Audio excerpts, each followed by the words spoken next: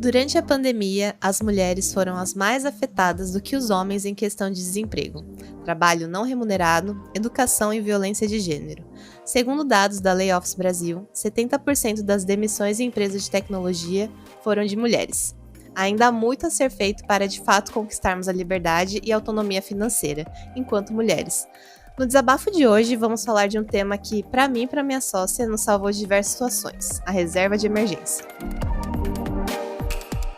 E bem-vinda! Temos convidado especial. Olá, Thalita, olá, Milena. Um episódio aqui muito querido pra gente, um tema muito importante. Eu vou perguntar, Thalita, você tá bem? Chega bem? Olá, pessoal. Estou bem, sim. A correria do dia a dia, aquela coisa, mas tá tudo certo, tudo bem. Vamos falar de um tema bem legal, bem importante. Boa. E Mi, queremos muito ouvir você. Primeiro de tudo, se apresenta aqui para nossas ouvintes. Com certeza, é um prazer estar aqui com vocês hoje. Eu admiro muito o trabalho do Mulheres de Produtos. Acho que vocês fazem um trabalho assim super importante e estarem com amigas, né? A Jaque é uma amiga de muito tempo já, então é uma alegria estar aqui. Obrigada pelo convite, primeiramente. E vamos falar sobre esse tema tão importante, principalmente para as mulheres, né?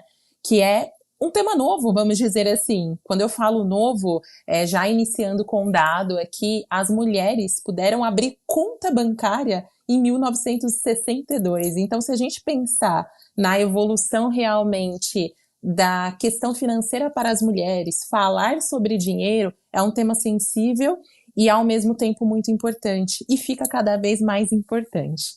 Bom, eu sou a Milena Brandão, eu tenho 35 anos, eu sou paulistana, mas nasci em uma família nordestina, meus pais são baianos, de uma cidadezinha do interior da Chapada Diamantina chamada Olhos d'Água de Serafim. E por que eu falo, né, começo falando sobre a minha família? É super importante, porque foi onde nasceu de fato a minha relação com o dinheiro. Eu sou de uma família, nós somos em 5 irmãos, então 4 mulheres e um homem. O meu pai sempre foi o provedor da casa quando nós éramos crianças, a minha mãe não trabalhava. Então, desde cedo, o que eu aprendi foi, de fato, a dividir, a construir junto, a colaborar. E, de fato, isso eu trago até hoje para a minha vida, porque eu acredito que todo o nosso aprendizado, todo o nosso propósito, todo o nosso legado, aquilo que a gente vai construindo ao longo da vida é por nós e também para ajudar aqueles que estão ao nosso redor. Então, eu falo que a minha relação com o dinheiro nasceu de fato na minha infância, exatamente por ver também que o dinheiro era algo muito escasso dentro da minha família. Então, para o meu pai, gerir uma família com tantas pessoas, sendo o único provedor, era algo de fato muito difícil. E eu lembro que ele tinha uma frase que eu trago até hoje para minha vida. Ele dizia assim, ele não teve a oportunidade de estudar, né? E ele dizia assim, trabalhem, filhas, meu filho, trabalhem, eu quero ver, trabalhem, estudem, na verdade, né? Estudem, porque eu quero ver vocês trabalharem só com a canetinha. E o que ele queria dizer com isso eu quero ver vocês trabalharem em algo que não seja braçal, como o que eu trabalhava, né? Meu pai foi gesseiro. Então, desde cedo eu aprendi muito sobre essa questão, tanto de planejamento, quanto de dividir, quanto de sonhar realmente aquilo que você de fato quer sonhar. E eu acredito que a reserva de emergência, assim como a carteira de investimentos como um todo, ela nasce daí. Hoje eu sou planejadora financeira, trabalho no mercado financeiro há mais de 15 anos, mas nem sempre foi assim. Eu não nasci querendo ser planejadora financeira, eu não decidi ser planejadora logo na infância, não foi assim que aconteceu. Muito pelo contrário, quando eu decidi o que eu queria fazer da minha vida, e eu estudei, a minha graduação em Relações Públicas, eu sabia que eu queria trabalhar com pessoas, eu sabia que eu amava estar com pessoas, mas eu também sabia que eu queria aprender a lidar melhor com dinheiro.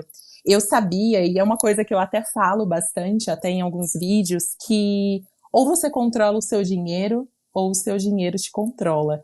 Então, a partir do momento que você começa a ter, de fato, essa preocupação e esse propósito de ter um planejamento no qual você cria a sua reserva, a sua segurança, você começa a controlar, de fato, o seu dinheiro e construir a sua liberdade. Muito bacana, assim, você trazer, acho que essa relação mais da sua história, da sua infância, né? Fiquei tentando pensar, assim, como que foi pra mim essa relação com o dinheiro. Eu acho que ela, assim, foi muito tumultuada. Não tive Olha, irmãos no comecinho, né, pra dividir. Hoje eu tenho uma irmã, mas não tive que ter essa questão da divisão. Nunca tive mesada, não existia nada. E eu lembro que minha mãe, ela sempre trazia muito, né, essa questão de, as coisas custam caro, tem que valorizar, ou sim. come tudo até o final. Então, acho que foi o começo de uma relação. Mas queria ouvir da Thalita como que foi pra ela esse início da relação com o dinheiro também. Eu acho que como muitas famílias, né, lá em casa eu também tenho mais irmãos, são 2 irmãos, a gente precisava sempre pensar em dividir as coisas, né, então é o bombom, o brinquedo, tudo, né, e acho que uma clássica família onde a mãe precisou parar de trabalhar para fora, né, para trabalhar só em casa, cuidando dos filhos, e meu pai também, por muitos anos aí acabou sendo o único provedor, né, de dinheiro, enfim, lá para casa. E também implementou-se, tanto da parte da minha mãe quanto do meu pai, uma cultura assim de guardar dinheiro. Acho que talvez com um pouco de medo de falta mesmo. Hoje em dia, até um tema de terapia já foi muito para mim, assim, de lidar com o dinheiro de um jeito mais saudável. Não porque eu gastava muito, mas porque às vezes eu deixava de fazer coisas que eu queria com medo muito irracional de que aquilo fosse me faltar. Então, talvez um pouco motivado por isso, eles sempre me incentivaram a guardar dinheiro. E aí eu lembro, assim, no primeiro estágio que eu tive com um dinheirinho mais legal, né? Então, assim, eu sou da Baixada Santista, de São Vicente, São Paulo, e as ofertas de estágio lá para a área de tecnologia pagavam, não sei, R$ 400, e o ano era 2007, 2008, alguma coisa assim. E aí, quando eu consegui uma oportunidade aqui em São Paulo de R$ 1.200, eu falei, uau, sabe? Aí eu vou conseguir guardar dinheiro e tal. E aí eu comecei assim, bota na poupança mesmo, eu nem manjava, né? Não que eu saiba muito hoje, muito mais, mas eu não me preocupava assim com rentabilidade de nada, eu só queria guardar ali um dinheirinho que eu nem sabia direito o que eu ia fazer, mas eu já tinha essa cultura de dentro de casa, desse incentivo de, coloca ali R$ 50 na poupança todo mês, e enfim. E aí, nessa ocasião, até foi uma coisa bem interessante, porque desse dinheiro de um ano de estágio que eu fui juntando um pouquinho, eu lembro que eu fiz uma viagem curta de carnaval. Aí eu falei, que legal, né? Eu tenho uma coisa... Então, assim, o estágio não efetivou, enfim, ele... contextos da empresa lá que cortou tudo, então, eu era a geração de estagiários que não seriam efetivados, né, eu já sabia disso, mas aí quando acabou o contrato tal, eu tinha essa reservinha, assim, aí eu falei, eu acho que eu quero fazer uma coisa legal, e aí, nesse caso, eu fui viajar, por exemplo, né, mas acho que começou desse jeito, e desde então, acho que conforme eu fui evoluindo na carreira, ganhando um pouquinho mais, eu sempre pensei um pouco nessa coisa de guardar um pouquinho de dinheiro por mês, né? Quando eu era possível mesmo, né? Quando eu conseguia colocar aí esse dinheiro no cofrinho, sabe? Era muito isso para mim no início. Nossa, isso que você falou, Thali, eu acho super legal, porque é muito essa questão, o início da reserva, tanto da reserva de emergência, quanto a construção da carteira de investimentos como um todo. O dinheiro, na verdade, é a segunda parte. A disciplina de guardar vem primeiro, porque é o mais difícil. É o mais difícil. Até se olharmos dados do Serasa, de endividamento no Brasil, nós vamos perceber que boa parte das famílias são endividadas no cartão de crédito, muitas vezes, tanto para despesas essenciais, mas também muitas vezes por descontrole ou por falta de planejamento. Então, a sua história me fez lembrar um pouco da minha, porque no meu primeiro emprego, que eu decidi, que eu comecei a trabalhar com 16 anos, era uma instituição financeira também, e eu era telefonista. E era um estágio do Jovem Cidadão, que era um programa da época, e eu ganhava R$ 200.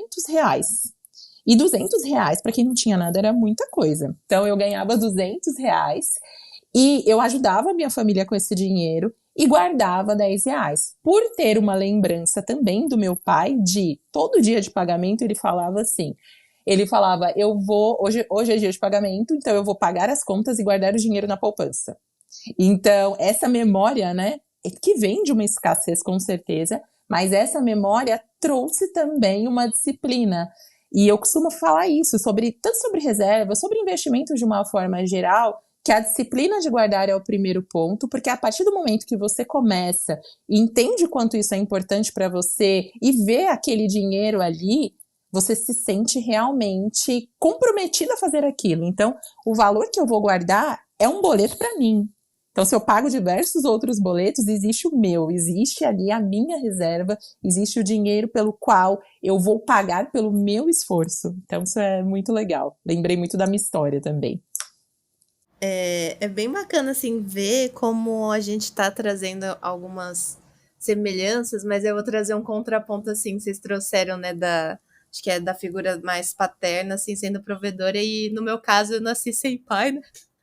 Não nasci sem pai, mas não tenho essa figura, e a gente tem um dado aqui hoje no Brasil que 93% das mulheres têm participação ativa nas finanças de suas famílias, e metade delas é a única ou principal provedora do lar. E isso também se comprova na pesquisa que a gente fez no Mulheres de Produto. A gente rodou com quase 600 mulheres e aqui foi mais da metade, né? 56% elas são as responsáveis pelas finanças dentro do lar. Então, no meu caso era a mesma coisa. Minha mãe era tipo o Júlio, sabe? Do Todo Mundo Odeia o Chris. Ela trabalhava de dia, também trabalhava de noite, tinha dois empregos. Isso, e eu acho que é muito bacana a gente trazer um pouco dessa história, né, e ver como tem diferenças, mas elas acabam moldando também a nossa relação um pouco com o dinheiro, né. Mi, também queria ouvir um pouquinho também de se você lembra de situações assim, né, não sei se na infância ou mais adulta, em que dinheiro é algumas vezes felicidade, mas outras vezes sofrimento, assim. Como foi essa relação? Ela sempre foi muito feliz? Foi tumultuada? Olha, pensando num contexto familiar, ela foi, principalmente na infância e na adolescência, de fato muito difícil. Principalmente quando eu vi exatamente essa questão que você trouxe agora, da figura da sua mãe, da figura feminina tendo que manter a casa, sem ter tantos recursos e sem ter, de fato, uma educação financeira, que hoje a gente fala muito disso, né? Ainda é pouco, mas hoje falamos muito disso. Mas na época da minha mãe, das nossas mães, isso não era falado. Então, a minha mãe, depois de um tempo, precisou trabalhar, de fato, ela não trabalhava. E como ela não teve a oportunidade de concluir os estudos, né, concluir o ensino total, isso foi muito difícil. E ela precisou, de fato se reinventar e descobrir uma forma realmente de iniciar no mercado de trabalho, lidar com dinheiro.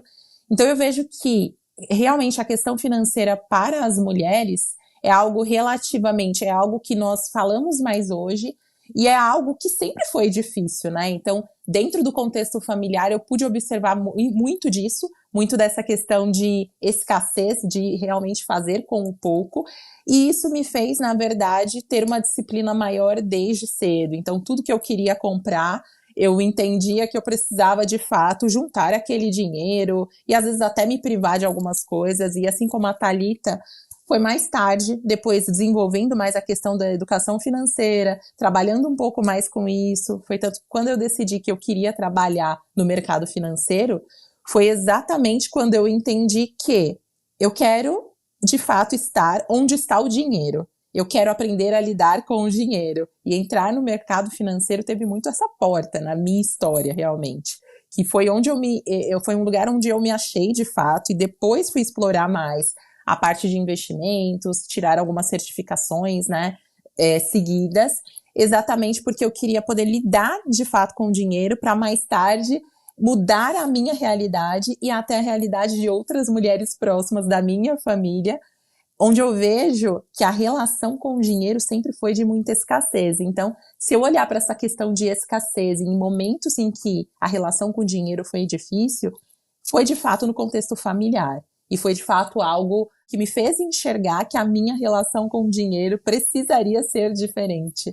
Eu lembro que as minhas irmãs, por exemplo, na infância, eu gostava de assistir filmes, novelas, clipes, e sempre via as personagens viajando, indo para lugares legais, eu olhava e falava, eu vou fazer isso. Eu quero viajar. Eu lembro que eu não tinha tanto, desde cedo, sonho de ter uma família, de ter filhos. Eu não tinha muito, não. Isso veio um pouco depois. Eu diria que isso está vindo um pouco mais agora.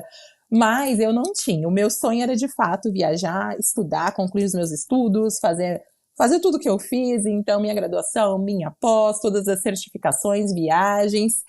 E conquistar minha independência, porque eu já entendia que essa independência financeira iria me proporcionar tanto uma vida diferente do que eu vi em boa parte, né, da minha história, pela minha família, por mulheres próximas, uma dependência de uma figura masculina também, que é algo bastante complexo, né, que a gente precisa falar, quanto, de fato, uma privação. Poxa, eu vejo, existem tantos lugares legais, tantas coisas legais para fazer, né, e tudo isso custa dinheiro. Então, de que forma nós vamos lidar com essa relação com o dinheiro para conquistar aquilo que a gente quer conquistar, seja na construção de uma reserva, seja na construção do nosso patrimônio, seja numa viagem de férias, seja o que for, de fato, né, a nossa liberdade. Legal. Eu acho que você falou de sofrimento. Ai, que palavra, né? Mas assim, para manter nessa palavra, no meu caso, quando eu penso, né, nessa história, então, de uma família relativamente, se a gente for comparar com hoje, né, talvez até considerada grande, né, tipo 5 pessoas numa família, né, hoje é menos comum. Então, assim, tem que ter uma gestão de recursos bem boa, enfim, só meu pai estava trabalhando e tal. Mas aí, conforme eu fui evoluindo, então, consegue um estágio, depois um emprego, vai aumentando o salário e tal. Eu não sei, eu não sentia tanto. Parece que eu acreditava mesmo assim, e de fato foi verdade, que aos pouquinhos eu vou ganhando mais, eu posso guardar um pouquinho mais e até mesmo gastar um pouquinho mais. Então, eu não tinha muita dúvida assim de que eu ia conseguir fazer uma viagem para o exterior, sabe? Para mim era uma questão de tempo e planejamento. E aí eu fui conquistando essas coisas. Então, a questão do sofrimento veio para mim um pouco depois, que é nessa transição de carreira que eu fiz, né? Que é de um patamar de salário muito mais alto do que eu passei a ganhar. Aí a aloterapia, né? A gente podia ter até uma sessão que é só das coisas de terapia, porque isso eu realmente levei. Para mim foi bem sofrido, porque, assim, eu tive que fazer algumas adaptações. Enfim, está tudo certo, tudo está ótimo, caminhando super bem, mas no início para mim foi sofrido, não consigo guardar o tanto que eu conseguia, não consigo comprar o tanto que eu comprava, então, na minha mente, assim, né, por isso que eu falei da terapia, eu entrei numa onda de, não sei, me sentir menor, me sentir de certa forma fracassada, porque eu acho que a gente se valida muito pelo dinheiro que a gente ganha também, então acho que na questão do sofrimento eu me lembro disso, sabe? Mas é importante a gente sempre voltar pra gente, né? Não se perder, porque tem outras questões, objetivos e missões que a gente tem na vida e que se isso tudo estiver alinhado, o dinheiro, a gente consegue ajustar, né? Então, é assim que eu vejo, né? É assim que eu gosto Após de várias levar, sessões. sabe?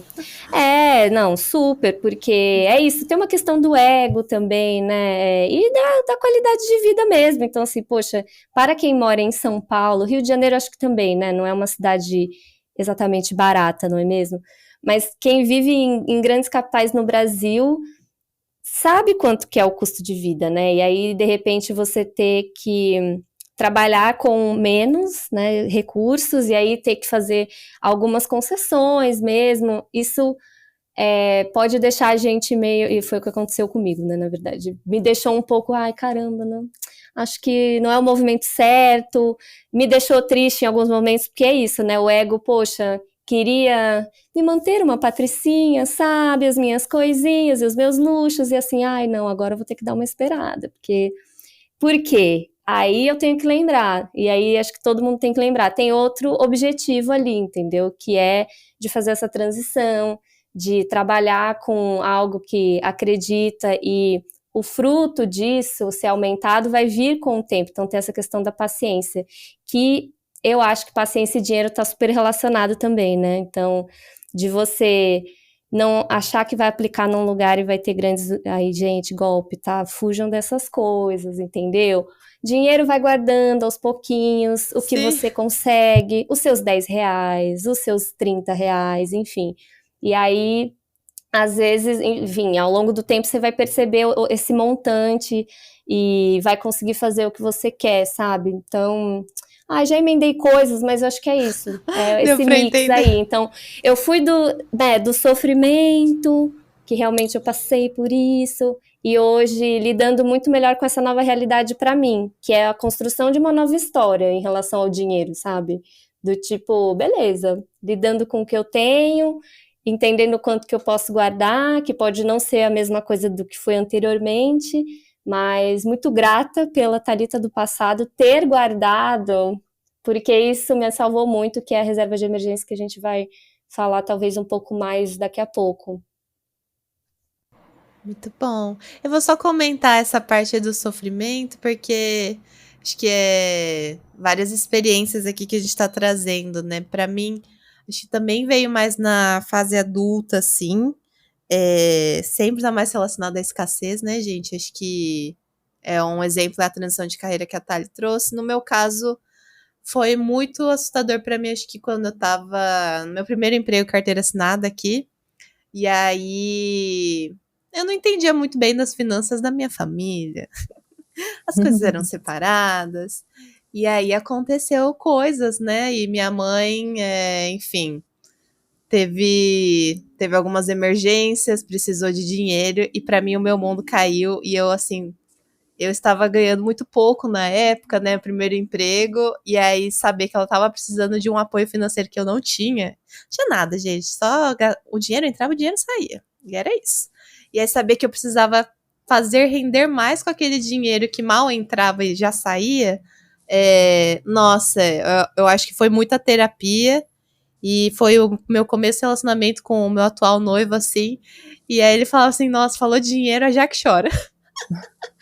E Ai, é aí, meio desafiador nossa, eu mesmo. chorava muito, assim, porque eu não conseguia me visualizar, assim, no futuro. Eu achava assim, acabou a minha vida, eu não consigo. Teve situações que. E é isso, né? Acho que o que a Thali trouxe foi muito essa maturação e ver que não é 8 ou 80 e que tem luz no fim do poço. Eu acho que isso foi um aprendizado, assim, de paciência e de respirar um pouco, porque assim como a gente trouxe essas situações, a emergência, né, ela pode ser muitas coisas, então a gente tem vários casos de demissão aqui, né, no Mulheres de Produto que aconteceram recentemente ou no ano passado, a transição mesmo em si, ou até quando a mulher ela entra em questão de maternidade, por mais que, né, muito tenha sido falado e tudo mais, a gente ainda vê casos e casos de mulheres que ficam grávidas e voltam e não têm os seus empregos, são substituídas, né? Então,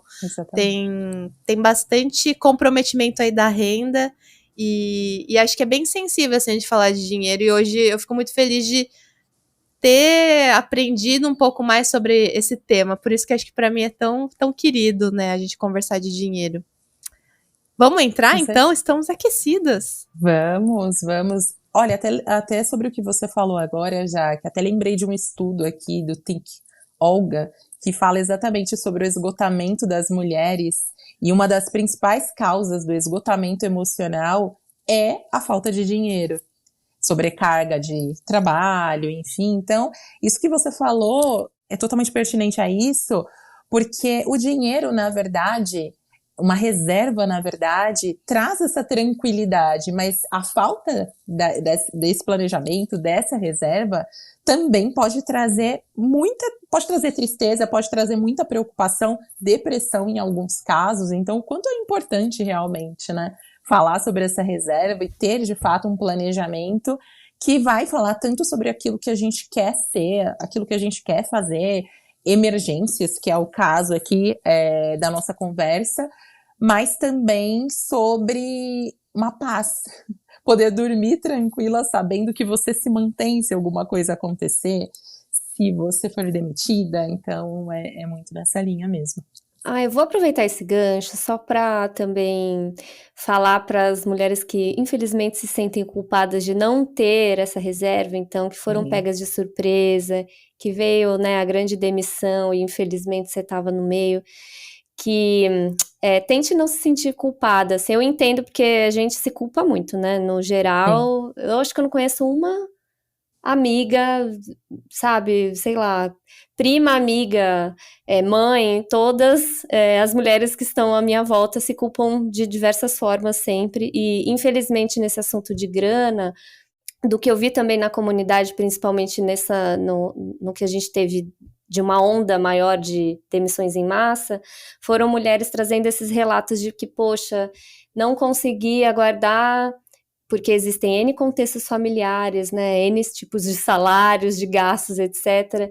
E, enfim, essas mulheres se sentindo culpadas de estarem agora, né, sem emprego e sem uma reserva. Então, eu queria dizer para essas mulheres, assim, não se sentirem assim, porque falar de dinheiro, né, como a gente já trouxe aqui, é mesmo complicado, acho que ainda existe um tabu, é algo que a gente às vezes não quer encarar mesmo, porque é difícil ver que ou tá gastando um pouquinho mais, ou que realmente tá endividada, olha, eu ia falar um palavrão, mas é difícil, É um desabafo, gente, então... você pode. Ai, gente, é foda mesmo, é foda, então... Não se sintam culpadas não, tá? A gente quer nesse episódio trazer um pouco de alento também, e quando você puder começar a guardar os seus R$ 10, comece, e aí aos pouquinhos as coisas vão se ajeitando e você vai conseguindo fazer, né, esse bolinho aí de dinheiro guardado crescer. Então queria só essa mensagem especial para elas, tá? Não se sintam culpadas não, gente. E tendo dúvidas, agora a gente tem esse episódio incrível e a gente vai adorar saber de vocês, né, também. Thali, e inclusive o que você falou é perfeito, porque a culpa muitas vezes impede o começo. Então, a culpa até no sentido de... uma das perguntas que eu mais recebo assim, ao longo do tempo é: quanto eu devo guardar? Qual o valor qual o percentual da minha renda eu devo guardar? O que é uma boa reserva? Qual o melhor investimento? E, na verdade, quanto eu devo guardar é algo muito pessoal. O que você consegue guardar? Eu costumo dizer que a reserva, a definição da reserva, começa na organização do orçamento. Então, quanto eu consigo? Eu começo pelo que eu consigo, eu entendo a minha capacidade de poupar, de poupança, enfim, né? Quanto eu consigo guardar? Se eu consigo guardar um valor que ainda não é suficiente para chegar no meu objetivo, tá tudo bem, eu posso começar e posso, a partir daí, criar também novas alternativas. Falar sobre investimentos também é falar sobre a criatividade de encontrar novos caminhos. Então, por exemplo, se hoje o que me sobra quando eu recebo a minha renda, o meu salário, enfim, e retiro ali o que eu preciso pagar, se o que me sobra ali, tanto para viver quanto para guardar um pouco, é um valor que eu ainda considero muito baixo, o que eu posso fazer, de repente, para ampliar essa renda? Será que eu costumo falar muito, poxa, eu posso começar com o que eu tenho em casa? Será que eu tenho algo para vender? Será que eu posso fazer um bazar de roupas que eu não uso? Como será que eu posso aumentar, de fato, essa capacidade de poupança e fazer algo? Porque eu entendo, e isso que você falou é muito forte, porque eu entendo que a culpa é algo que nos trava. Eu já fiquei travada por culpa em diversas coisas da minha vida. E a partir do momento que você consegue começar a se colocar em ação da forma que você consegue, então a Jaque pode conseguir guardar 100, eu posso conseguir guardar 200, a Thali pode conseguir guardar 300, mas as realidades são muito diferentes, né? Eu falo até que, assim, eu moro sozinha há 3 anos. E quando eu morava com a minha mãe, com os meus pais, era diferente. Eu não tinha algumas contas que hoje eu tenho. Então, a minha estrutura, a minha organização, o meu planejamento é diferente. E eu imagino ainda as mulheres que têm filhos, que têm outras pessoas que dependem delas. Então, essa reserva é diferente, a capacidade de poupança é diferente, e o começar parte de fazer aquilo que eu posso para criar essa disciplina que vai me ajudar também a melhorar isso cada vez mais, a aumentar cada vez mais essa reserva, né?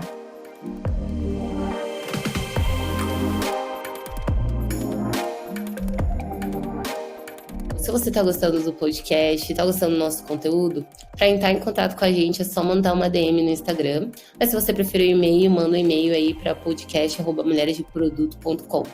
E também você pode apoiar a gente de diversas formas, seguindo a gente no seu agregador de podcast mais favorito, ouvindo pela sua plataforma favorita e também deixando like e entrando aí para o Clube MDP. Que a partir de R$25 você vai ter vários benefícios, como inclusive passe livre no MDP Curtas, que é os nossos eventos aí que acontecem ao redor do Brasil todinho. Vem pro clube e continua ouvindo a gente.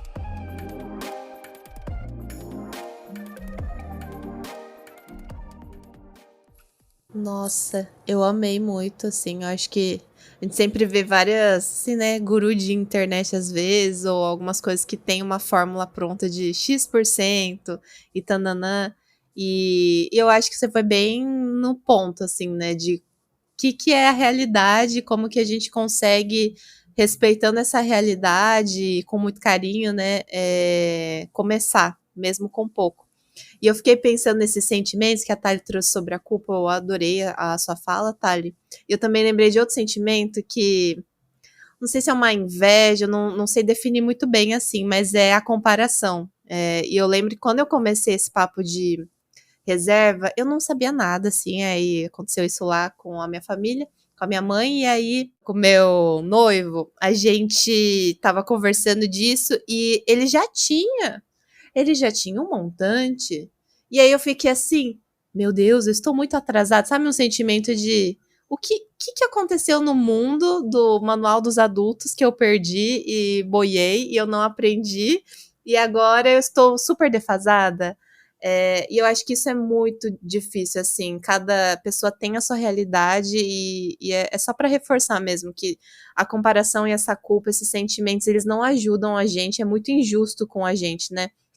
A gente falou sobre casos de trabalho remunerado fora de casa, né?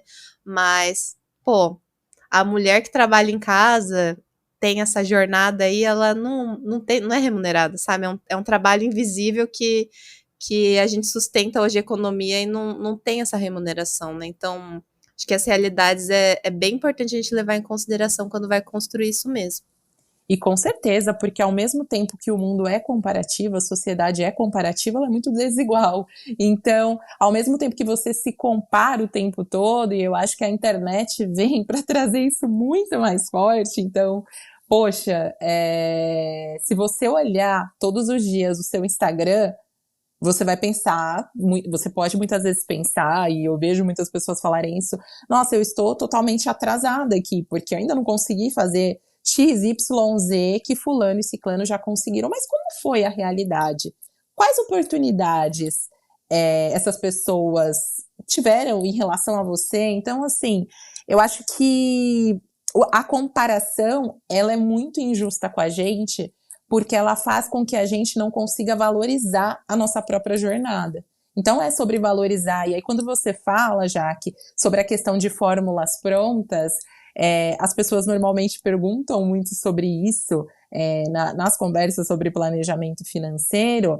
Não existe, eu costumo dizer exatamente isso, não existe uma fórmula pronta que funcione para todas as pessoas, porque as pessoas são diferentes, têm realidades diferentes. Uma renda que, para mim, é uma renda alta, pode ser uma renda muito baixa para uma pessoa que tem uma família grande, que tem outras despesas. E aí a reserva, falando um pouco já sobre a reserva, né, o que é a reserva de emergência, A reserva de emergência é um valor, é uma segurança, um colchão, um pulmão, vamos dizer assim, que você vai construir para situações inesperadas. E essas situações inesperadas podem ser diversas, mas tem uma que eu costumo dizer que não é uma situação que não pode, pelo menos, se tornar uma situação inesperada da reserva de emergência, que é, por exemplo, fui comprar alguma coisa e acabei me descontrolando e comprei muito mais e acabei usando da minha reserva de emergência para comprar algo que de repente eu nem precisava. Então, tendo primeiramente esse compromisso com você mesma de entender que a reserva de emergência é para algo que de fato pode acontecer e que foge do seu controle. E aí a gente pode trazer situações que eu diria até que são mais leves, como, por exemplo, preciso fazer uma reforma pontual de algo que quebrou, o carro, enfim. Desde eu tenho uma situação de saúde na minha família e eu posso ajudar uma pessoa que eu amo. Poxa, apesar de ter uma situação de saúde que é algo sério, que é algo difícil, olha que alegria eu ter a oportunidade de ajudar alguém que eu amo com uma reserva que eu construí. Então, acho que é muito nesse lugar emocional também, de você construir algo que é sólido para você, né? E aí, quando falamos no valor, de fato, você começa, de fato, com o valor que você pode. Dentro do seu orçamento, eu costumo dizer que você vai avaliar o quanto você ganha, o quanto você tem de despesas fixas e despesas variáveis ali. Então, das despesas fixas eu não consigo reduzir, eu posso olhar um pouco para isso também. Poxa, eu moro em um apartamento, por exemplo, alugado. Será que eu consigo ter, se eu quero otimizar um pouco as minhas despesas, será que eu consigo ter um aluguel de valor um pouco menor? Seria um exemplo. Será que eu tenho 3 assinaturas de streaming e consigo reduzir uma só, já vai suprir o que eu preciso? Será que eu posso, de repente, eu tenho muita despesa de aplicativos de transporte, ou mesmo no iFood, por exemplo, será que eu consigo cozinhar um pouco mais em casa, fazer algo assim? Isso tudo no sentido de, com a sua renda, conseguir trazer um pouco mais de fôlego. E aí eu vou fazer essa conta, o quanto eu tenho de entradas e de recursos e o quanto eu tenho de saídas. O final disso, né? O resultado disso é o quanto eu tenho tanto para guardar quanto para viver dentro de alguma situação que acontece, por exemplo, ao longo do mês. E aumentar, de fato, essa reserva. Então, ela pode começar sendo 5% da sua renda. Pode ser que seja 1%. Pode ser que daqui a alguns meses você consiga aumentar para 10%. Então, é muito, né, nessa questão, de fato, sabe? De conseguir começar para depois estruturar algo maior mesmo. Muito bom. Eu fiquei com uma dúvida, assim, se você tem alguma crença, assim, em relação a valor a gente desmistificou, mas a constância, né? Então, você falou muito sobre o comprometimento. Então, tudo bem, tipo, é melhor assim, sempre tá colocando todo mês, mas mesmo que eu não consiga manter o mesmo valor, ou não tem tanto essa crença, assim, acho que o negócio é mais ir colocando enquanto dá, sabe? Como que você pensa nessa criação dessa reserva, Mi? Olha, trazendo de um ponto de vista até mais emocional, um pouco do que falamos aqui, o ato de conseguir guardar já é algo, de começar e de conseguir guardar já é algo muito importante. Mas quando a gente para pensar de um ponto de vista um pouco mais prático, falando até do quanto eu tenho que ter, do quanto é ideal ter de reserva, do quanto eu de repente deveria guardar, se dentro da minha possibilidade, acho que o primeiro ponto muito importante é dizer que os juros compostos trabalham a seu favor no tempo. Então, quanto mais cedo você conseguir começar e quanto maior o valor dos aportes no início, melhor. Por quê? Porque depois de um tempo, quanto mais tempo você tem com aquele dinheiro ali guardado, quanto mais aportes você consegue fazer, quanto maior o valor, mais os juros compostos no tempo trabalham a seu favor. Mas um ponto muito importante aqui que eu costumo dizer, as pessoas costumam falar muito, os planejadores no geral costumam falar muito, o ideal seria de 3 a 6 meses. Olha, 3 meses eu diria que é um começo, né? Para a questão da renda da sua reserva de emergência. Mas se a gente parar para pensar, por exemplo, nos layoffs que vocês trouxeram aqui, em situações de desemprego, como por exemplo na pandemia, 3 meses é um período bastante curto para você se recolocar no mercado de trabalho, entendendo que se você de repente é desligada hoje, existe uma preparação muitas vezes também, né? Algum curso que você precisa fazer, algo que vai ter um custo de fato e que para que você consiga se recolocar. Então eu costumo dizer que pelo menos que o ideal seria 1 ano de reserva.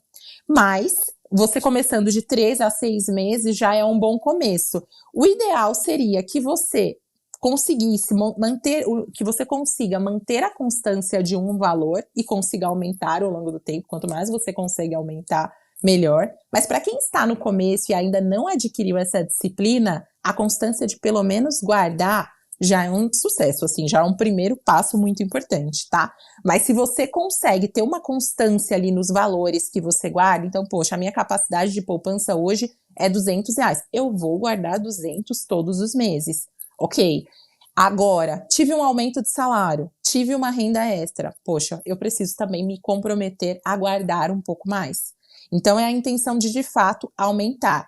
Mas tudo depende do objetivo também, Jaque. Então, por exemplo, às vezes as pessoas me perguntam, quanto eu devo guardar por mês? E eu retorno com uma pergunta, qual o seu objetivo? Então, se você me disser, por exemplo, que você quer se aposentar aos 40 anos e você tem 20, talvez você deva guardar 80% da sua renda, não sei, um valor muito, muito alto. Mas, se você tem um outro objetivo de construir, se você tem um objetivo inicial ali, de construir a sua reserva, poxa, você vai dividir o valor, qual o valor que você precisa para construir a reserva, pensando que a sua reserva, vamos considerar um período de 6 meses, tá? Um período mais intermediário aqui de 6 meses. Então, em 6 meses eu preciso ter, para compor a minha reserva, aqui um exemplo, R$10.000. Se eu dividir pelo valor que eu consigo guardar todos os meses, em quanto tempo eu chego em R$10.000? Então, o cálculo é sempre muito nesse sentido, muito personalizado. Então, quanto eu preciso para chegar em uma reserva que é segura para a minha realidade? Então, nós vamos fazer esse cálculo e aumentar na medida que você puder. Na medida que você aumenta o valor do aporte da aplicação mensal, por exemplo, você consegue reduzir esse tempo para chegar na reserva de emergência. E isso já responde uma outra coisa, que é uma pergunta muito frequente. Na verdade, é um desejo muito frequente. As pessoas perguntam, as pessoas falam, muitas vezes falam, eu quero ter uma reserva, eu quero guardar dinheiro. Mas qual é o melhor investimento para guardar? O investimento que rende mais. E aí eu costumo perguntar, para qual objetivo também? Se for para a reserva de emergência, a reserva ela precisa atender primeiro a 2 requisitos, e depois vamos falar de rentabilidade. O primeiro é segurança, o segundo é liquidez. Então, dentro da segurança, eu preciso buscar ali investimentos que são de fato seguros, que não tem oscilação, que chamamos no mercado de volatilidade, é basicamente a oscilação, a mudança do valor que você tem ali, a possibilidade de perda. Então, eu preciso buscar investimentos seguros e líquidos. E quando eu falo de um investimento líquido, é um investimento que pode se transformar em dinheiro na sua conta em no máximo 24 horas, tá? E aí a rentabilidade viria, digamos assim, em um terceiro passo. Por quê? O investimento voltado à reserva de emergência não é um investimento para capturar muito retorno, gente. Na verdade, o investimento voltado à reserva de emergência é um investimento que mantém o custo do dinheiro na economia. Então, são investimentos que acompanham a taxa Selic.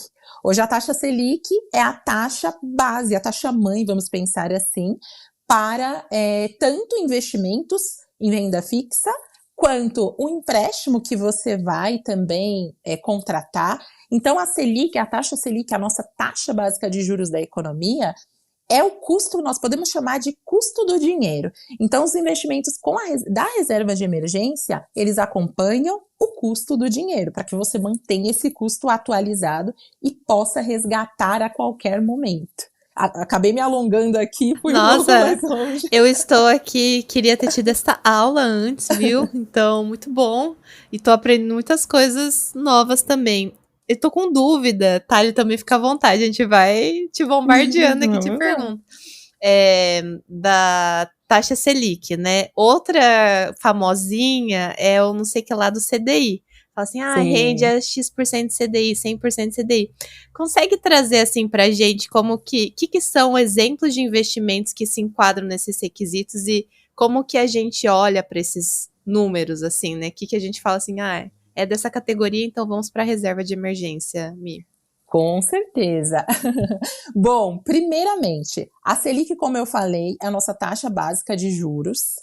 E o CDI é o índice que basicamente acompanha a Selic. Então, ele vai ficar muito próximo da Selic. Então, hoje a nossa taxa Selic, na gravação desse podcast, está em 10,5%.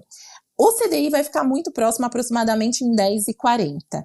Então, o seu investimento da reserva de liquidez, ele vai acompanhar essa taxa. O que acontece? Você precisa também de liquidez. E quando você precisa de liquidez, você precisa dessa disponibilidade do valor ficar disponível na sua conta em pouco tempo para utilização, você também abre mão de algumas coisas. Então, por exemplo, o que eu considero aqui interessante para a reserva de emergência, se pensarmos em um dos investimentos, já vou entrar nos próximos, mas em uma das opções de investimentos que é boa para a reserva de emergência, como, por exemplo, um CDBDI. O que é um CDBDI? É um título de um banco, de uma instituição financeira. E normalmente, para a reserva de emergência, uma boa rentabilidade costuma ser 100% do CDI. Então, ele vai acompanhar em 100% a nossa taxa básica de juros, porque fica muito próximo. Basicamente isso. Normalmente, as instituições financeiras que oferecem um pouco mais, 110%, 105%, 130%, também exigem um prazo um pouco maior. Então, pode ser que você tenha ali um CDB, por exemplo, para 6 meses, para 1 ano. E aí, a questão do tempo é um risco. E para reserva de emergência, algo que você tem um prazo mais longo já não serve.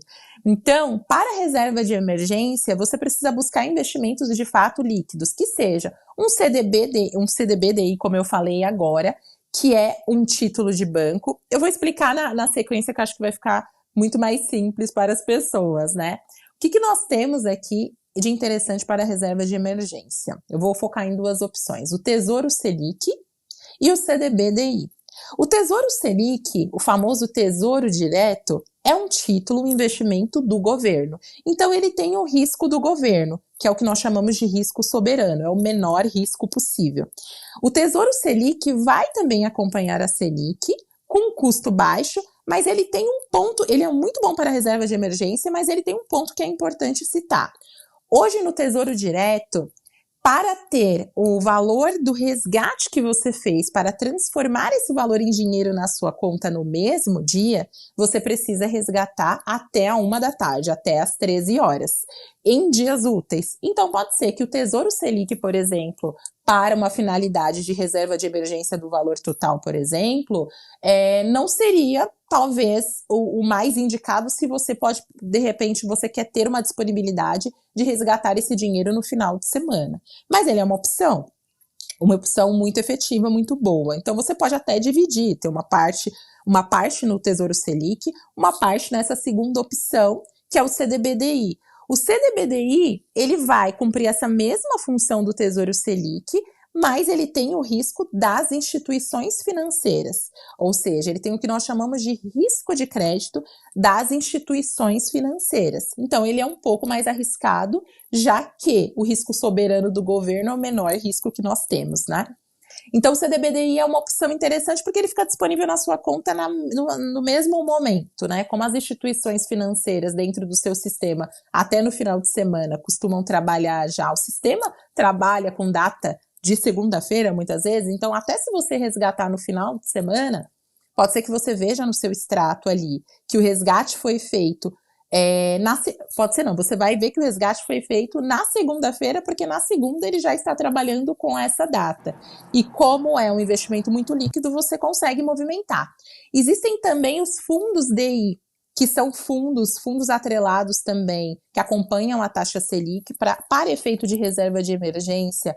Eu recomendo até fundos que só acompanhem de fato títulos públicos, só acompanhem ali a Selic, porque nós temos outras modalidades de fundos também voltados ao acompanhamento do CDI, que tem também na sua carteira um pouco de crédito, vamos dizer assim, e que pode trazer uma oscilação um pouco maior. Então, para a reserva de emergência, nós vamos buscar o que é mais líquido. O que eu não recomendo para a reserva de emergência? Poupança.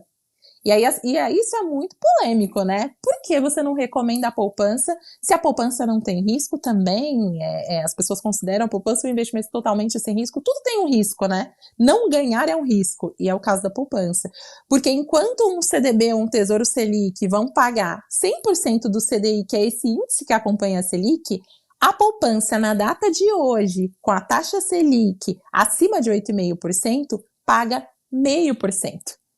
E quando a Selic está abaixo de 8,5%, ela paga 70% da Selic. Então, a partir do momento que você tem e quando falamos em rentabilidade para reserva de emergência, que não vai ser a parcela da nossa carteira para alavancar grandes rentabilidades, a gente precisa pensar em manter o custo do nosso dinheiro. Então, a poupança não é um investimento que mantém o custo do nosso dinheiro. E além disso, a poupança ela tem uma data de aniversário. Então, se a sua data de aniversário é dia 1º e você resgatou no dia 30, você perdeu a rentabilidade acumulada daquele mês. Então, isso também é muito importante. Eu não sabia que era tão ruim assim. Eu sabia que era pior, mas não sabia que era tão péssimo. Ai, muito bom. Eu me empolgo falando sobre o assunto, gente, então... Não, mas acho que foi uma verdadeira aula pra gente entender como montar a reserva de uma maneira mais prática também. Mi, você foi muito incrível, assim, na sua explicação e acho que pra continuar assim, né, um gancho da reserva de emergência, queria perguntar pra vocês se vocês já usaram a reserva de emergência, né, alguma vez, pra gente também tangibilizar, assim, pra audiência, e aí eu vou começar respondendo também, quais foram essas situações, né? E eu acho que a Mi tinha trazido lá no comecinho. Para mim, acho que a reserva de emergência, ela entrou bastante quando eu... Aí foi mais pra frente, porque naquela época da emergência, de fato, eu não tinha reserva, né? Aí eu pedi dinheiro do boy mesmo, e foi o que deu, e depois paguei ele. Então foi... Que é bem comum, né? O empréstimo familiar e tudo mais. Mas mais pra frente, agora até recentemente, acho que a reserva me ajudou bastante numa situação de licença não remunerada que eu tirei.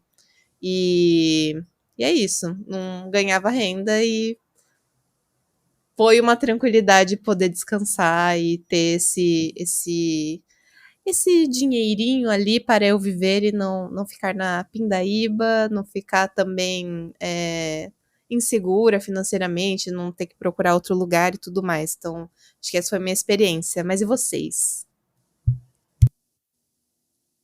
Eu já usei. Acho que foram 2 situações, assim. Então, a primeira foi depois de uma demissão, que... Ai, gente, é aquele clássico, né? Fiquei, super chateada e tal. E pensei, quer saber também? Acho que essa é a minha oportunidade de repensar o que eu quero fazer e tal. Então, eu escolhi ficar fora do mercado, então vivendo da minha renda, vivendo da Thalita do passado, que foi incrível. Foi maravilhosa. E foi guardando o seu rico dinheirinho ali. Então, foi uma experiência que eu fiquei bem orgulhosa de proporcionar para mim mesma, assim. E depois, nessa transição de carreira, né? Então, quando eu falei, legal, bora MDP 100%, esse projeto é meu, nananã, quero fazer acontecer. Aí eu também usei. Então, mesmo, né? A gente não para pensar que a gente consegue fazer coisas bem legais, né? Então, eu tenho orgulho disso, assim, de ter conseguido aí, nesse caso, foi por um tempo um pouco menor, porque depois vieram aquelas crises que eu comentei no início do episódio, né? Mas eu consegui, sim, ainda usar a minha reserva, e isso me deu uma tranquilidade. E beleza, quando ela acabou, na verdade, quando eu vi que ela estava acabando, Aí acho que eu comecei, sim, a um pouco me desesperar, né? Que é aquela questão do sofrimento, né? Vou citar mais uma vez, né? Que eu comentei ali no início. Mas que eu acho que também para mim foi uma oportunidade de enxergar essa nova realidade e encarar isso, entendeu?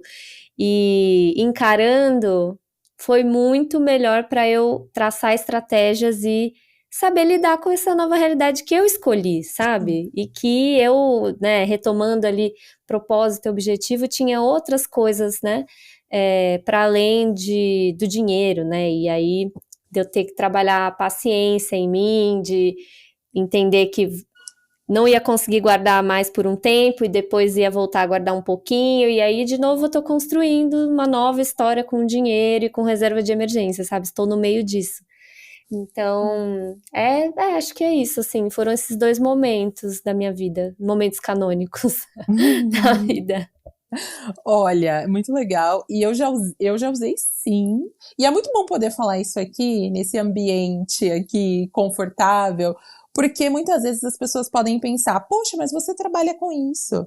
Você ajuda outras pessoas. Sim, Então com você precisa. julgamento, né? Exato, você precisa ser perfeito, impecável, não. Eu sou um ser humano. Usei 2 vezes, sim. Uma delas foi carro, né? Foi para uma questão do carro, que aí eu não sei explicar para vocês muito bem, tá, gente? Porque eu não entendo muito de carro. Eu sei que eu tive um custo alto no mecânico, mas foi uma questão de carro. E também quando eu me mudei, quando eu decidi morar sozinha. Pode ficar para um outro episódio, mas sim, eu comprei um imóvel e a gente pode falar sobre isso em um outro episódio, sim, porque é também uma questão bastante polêmica, né?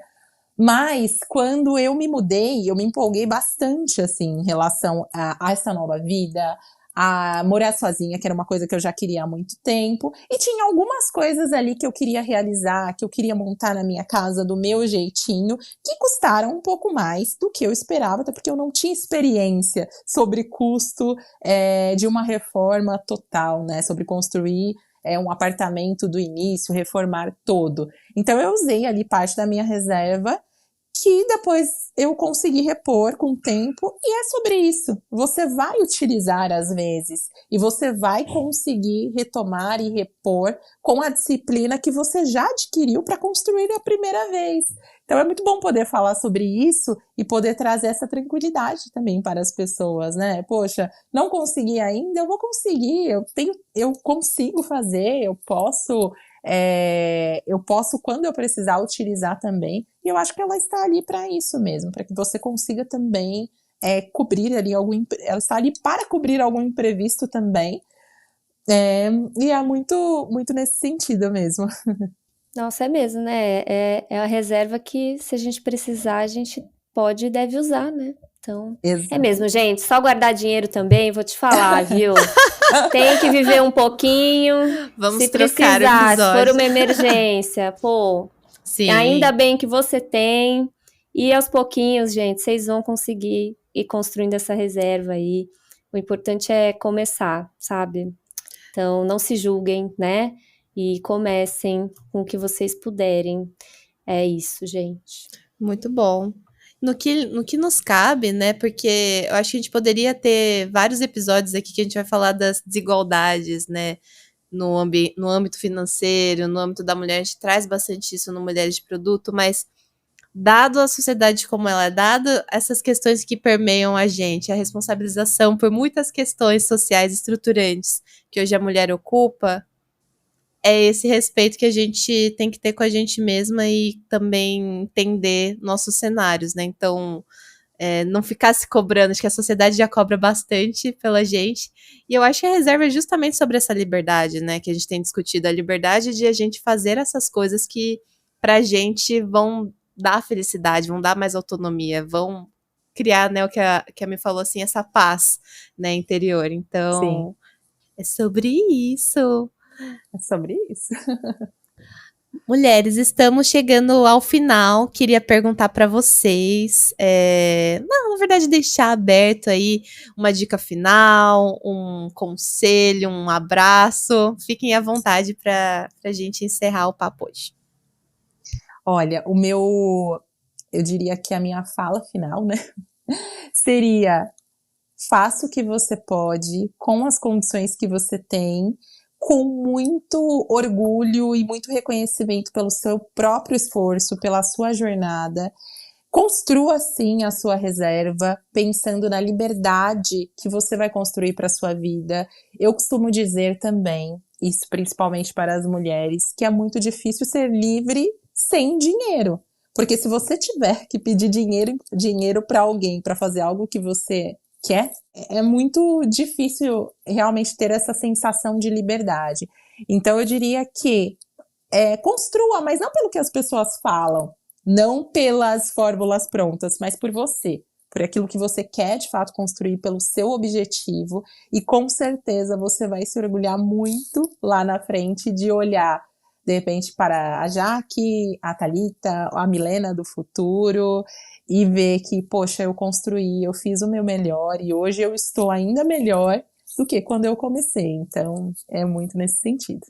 Arrasou. Gente, faz por você, e se tiver aí uma pessoa do seu lado, né, um companheiro que tá te fazendo pensar que não é importante, reveja, sabe?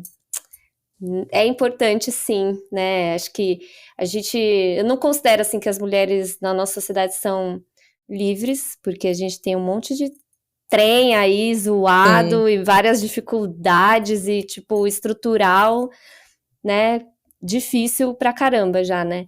Mas acho que liberdade financeira é um caminho, sim. E se tem alguém que tá te brecando de guardar, sabe? Repense, fuja de ciladas e faça essa poupancinha, guarde esse dinheirinho por você, assim. É muito, muito importante. E independente do objetivo que você tenha para esse dinheiro específico ou para fazer esse colchão, né, que a Milena comentou, faça por você, mulher.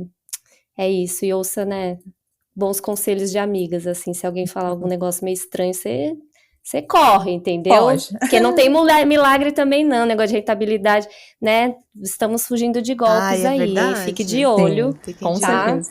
Paciência, guarda um pouquinho e faça por você. Acho que é isso aí. Ai, elas falaram tudo. Eu acho que é muito importante, né, a gente conseguir desmistificar, falar mais sobre dinheiro, olhar, né, e eu vou só retomar o que vocês trouxeram, acho que no começo, assim, de olhar sem culpa para você mesma, porque que a Mi bem trouxe, né, que isso impede a gente de ter uma ação. E muitas vezes esse primeiro passo é o passo em prol, sabe, de uma autonomia, de você não ficar dependendo de uma pessoa ou ficar insegura. No que cabe é um pouco, sim, sobre a liberdade. E eu acho que esse olhar com compaixão mesmo é o que pra mim mais pegou, assim, desse episódio. Eu gostei muito do que a gente conversou, mas pra mim eu vou levar esse abraço, que eu acho que pra Jaque do passado faltou, sabe? Eu acho que eu chorava muito porque eu ficava assim, ai, a minha vida acabou e eu não tenho mais, eu tenho que depender de homem, meu Deus, puta que pariu, sabe? Onde estou nesse momento? E um olhar muito agressivo, assim, de inconformação. E acho que é isso, quero passar esse carinho para as nossas ouvintes e agradecer vocês por esse episódio lindo, foi muito bom, muito obrigada. Foi maravilhoso, eu agradeço muito pelo convite, me convidem mais vezes. Sigam a Milena para mais dicas, né, mulheres? E tchau! Tchau, pessoal. Até a próxima.